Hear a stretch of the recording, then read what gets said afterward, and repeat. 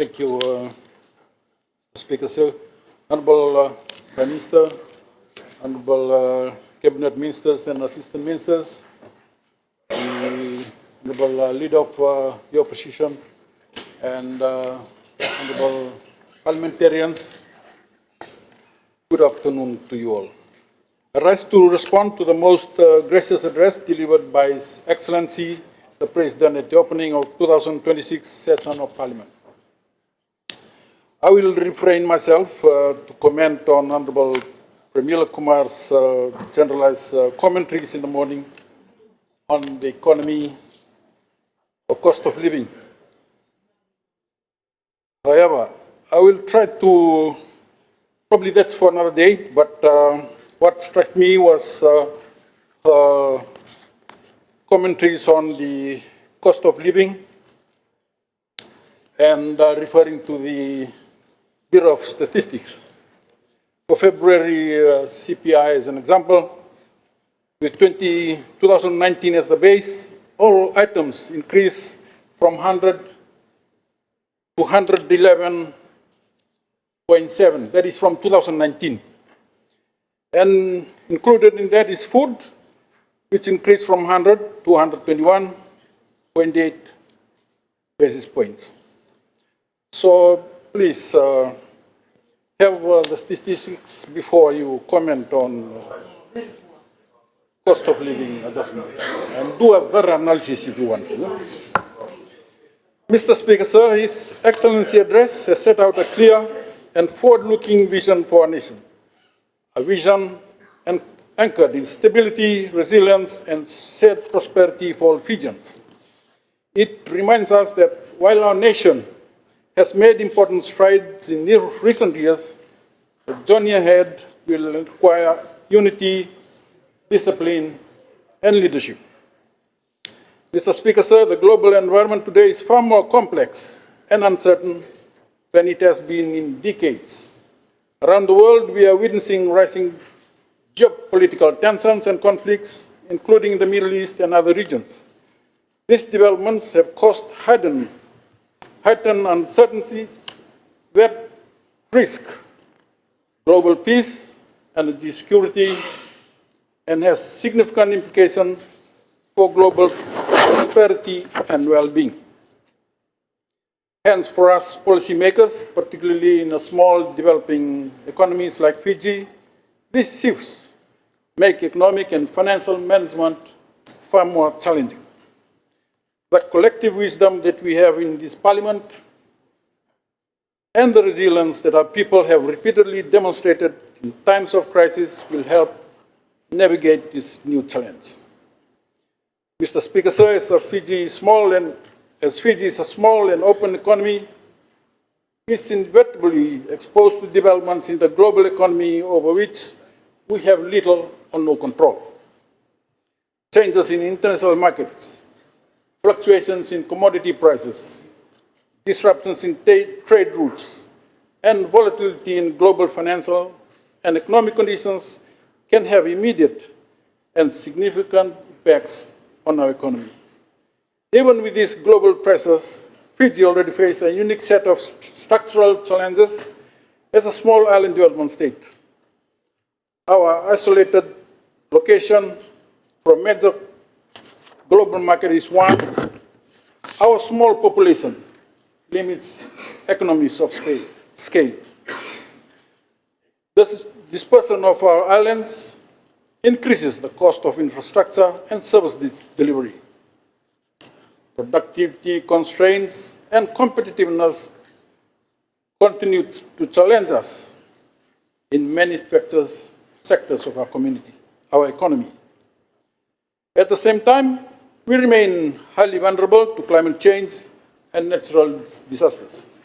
The severe economic disruptions caused by COVID-19 left Fiji with elevated levels of public debt and limited fiscal space.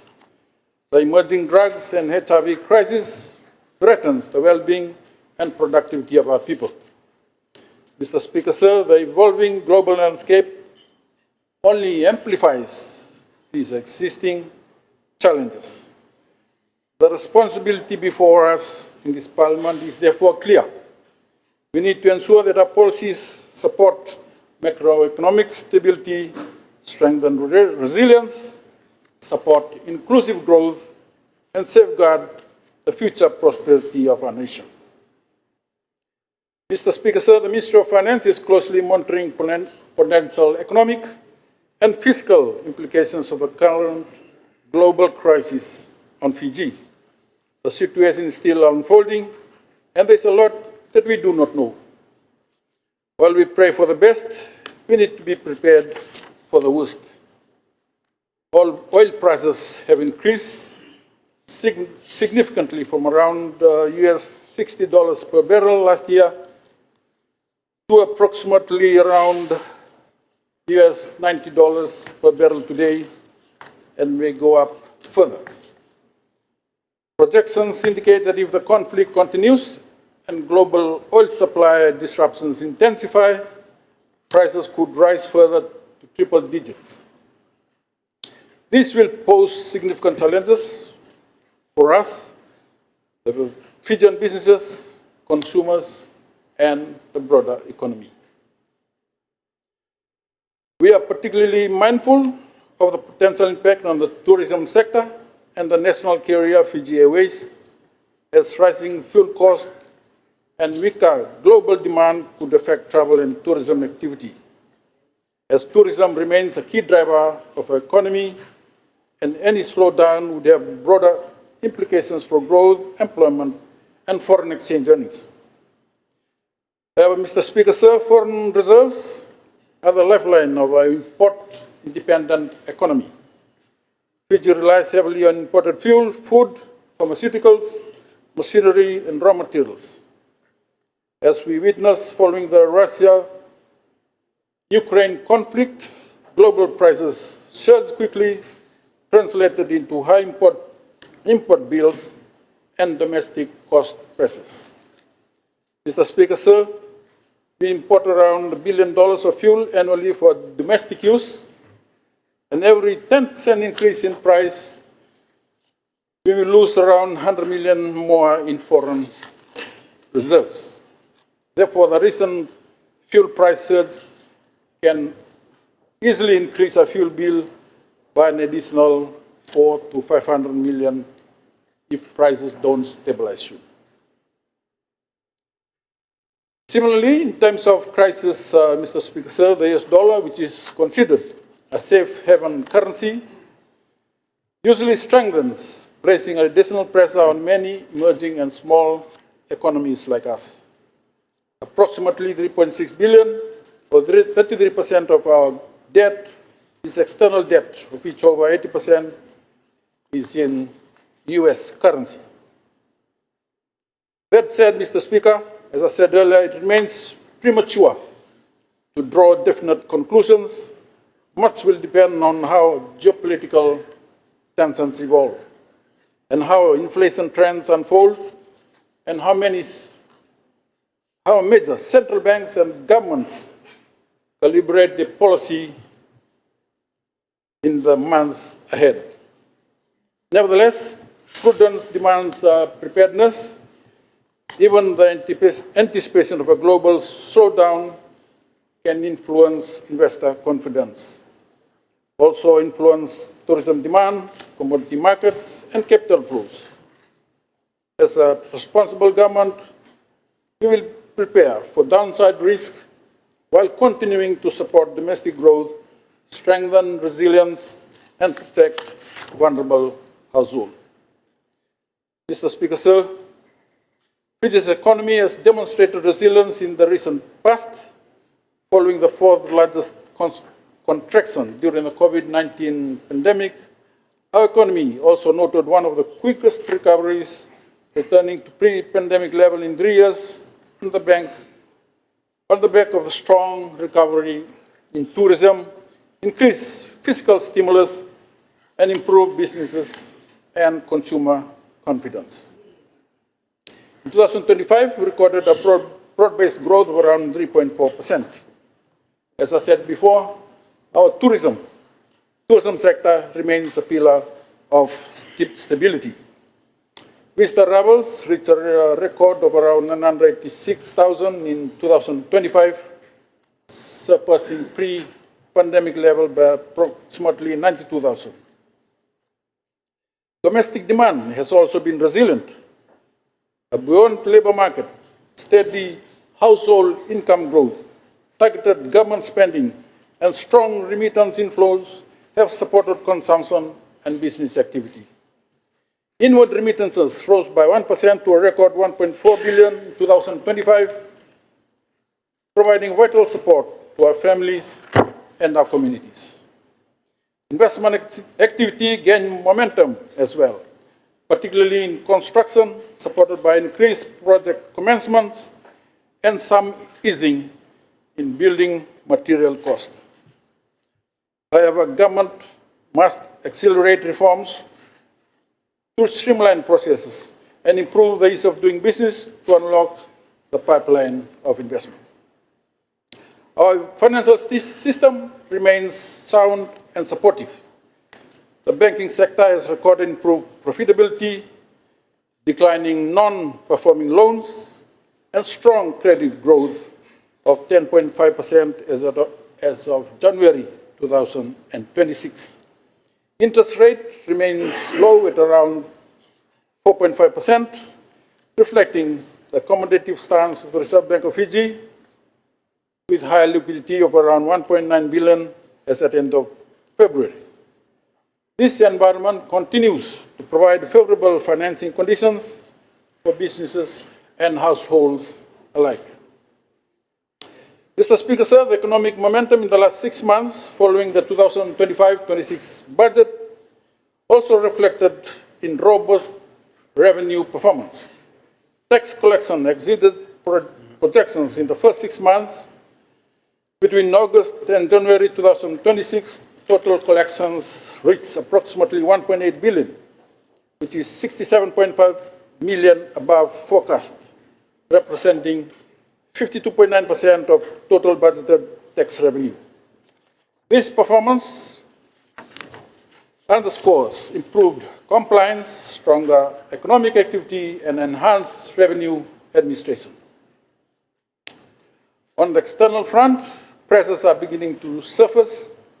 The trade deficit widened in 2025, driven by high imports and relatively modest export growth. Consequently, the current account deficit is projected around 9.8% of GDP. Despite these pressures, foreign reserves remain stable at 3.6 billion at the end of February to cover around 5.2 months of retained imports, providing a critical buffer against external shock and reaffirming our commitment to macroeconomic stability. Mr. Speaker, sir, our initial growth projections of 3.3% for 2026 and 2027 are now subject to notable downside risk, driven by the escalating global uncertainties and emerging pressures on our tourism sector.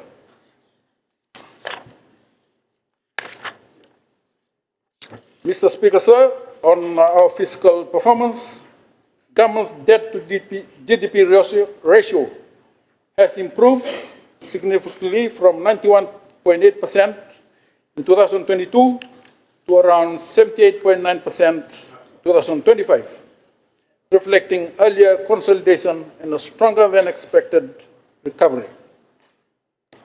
While past revenue overperformance and modest underspending created temporary fiscal space, these gains are insufficient to offset mounting pressures in the months ahead.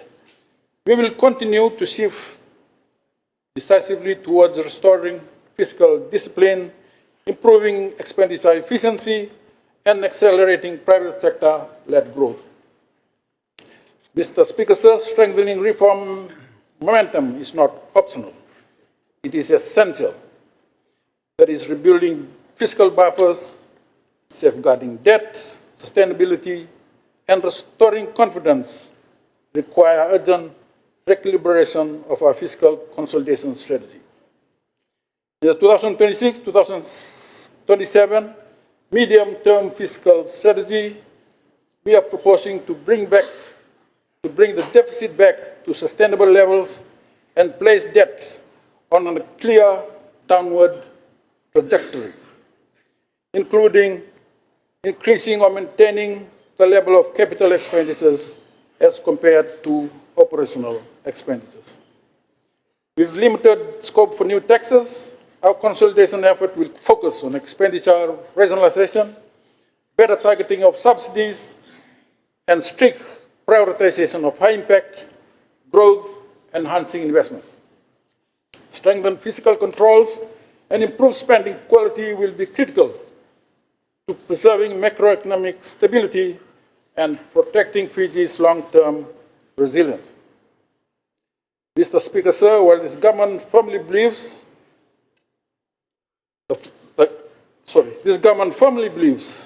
that the private sector must be the engine of growth. And we are also aware of the real constraints that our businesses are facing.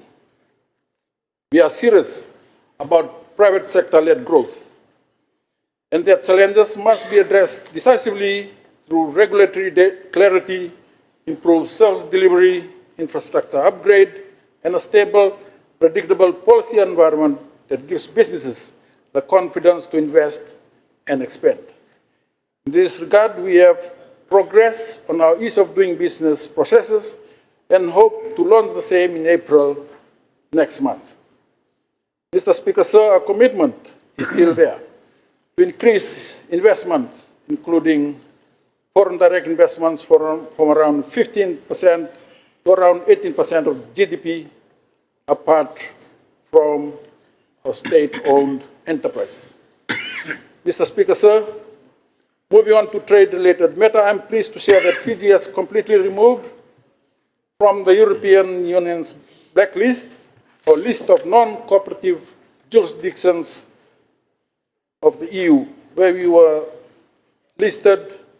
blacklisted since 2019.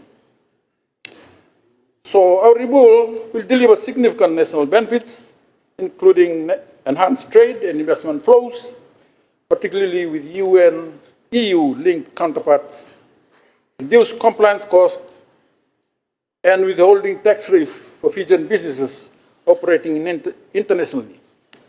It will also provide confidence amongst correspondent banks, development financing institutions, and international investors.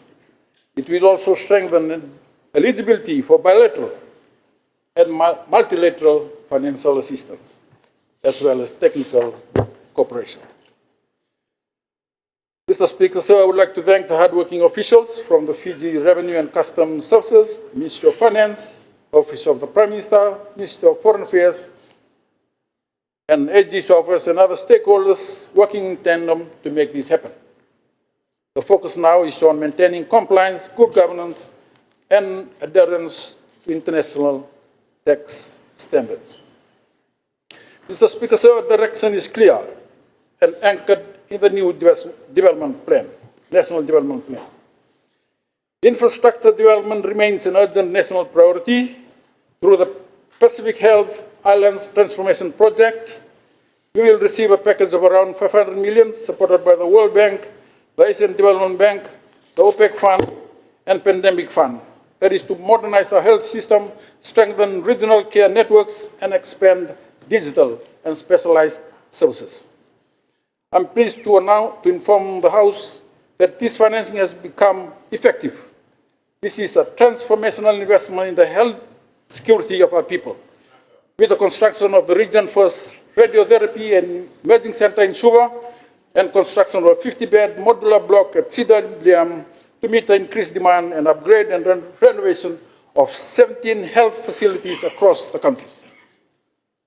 Mr. Speaker, sir, we also acknowledge with deep appreciation the commitment of the Government of India to construct a 100-bed super specialty